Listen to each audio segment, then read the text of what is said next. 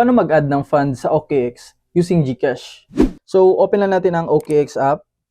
And then, click lang natin tong P2P trading. Dito naman, make sure na nakaset sa PHP yung currency. And then, select lang natin tong buy. Dito naman sa crypto, make sure na nakaselect ang USDT. Kasi it's a stable coin, meaning hindi nagfa-fluctuate yung price niya. Then, next is the amount. So, click lang natin to. Then, dito naman, lagay lang natin yung amount na ibibili natin ng USDT. So, sa akin is 2,000. And then, click lang natin itong enter.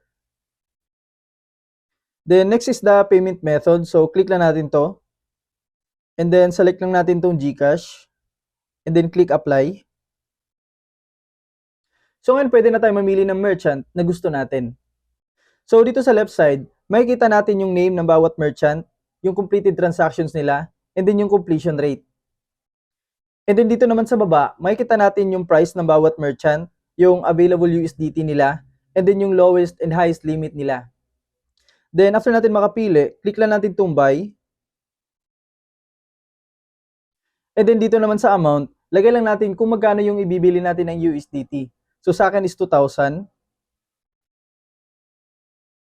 And then, dito naman sa baba, makikita natin yung total USDT na marireceive natin. And then, double check lang natin ang payment method.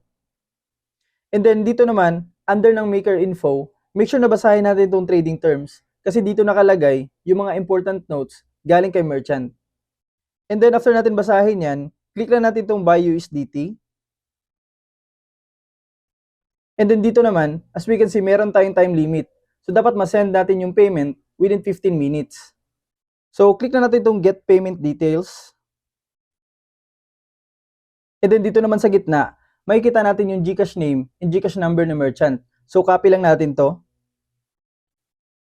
So, ngayon para masend natin, open na natin ang GCash app. And then, dito naman, click na natin itong send. And then, click express send. And then, dito lagay lang natin yung GCash number ni merchant. And then, yung amount. Turn off lang natin itong insurance.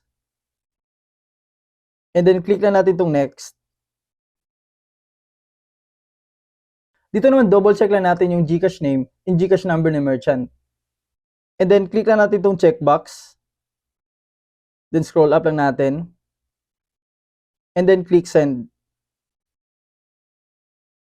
And then, save lang natin itong receipt kasi kailangan pa natin itong isend kay merchant. So, click lang natin itong download. So, ngayon, balik na tayo sa OKX app. And then, dito naman, click lang natin itong I have paid. And then, attach lang natin yung receipt na na-save natin. And then, click lang natin itong confirm payment. So, hintayin na lang natin na dumating yung USDT natin. So, yun dumating na. So, close lang natin to. And then, click lang natin itong view assets. So, as we can see, ito na yung USDT na nabili natin. And kung nakatulong itong video natin ngayon, huwag kalimutan na mag-like and subscribe sa channel natin para updated ka sa mga bagong videos na i-upload ko. And sabay-sabay tayong matuto dito sa community natin.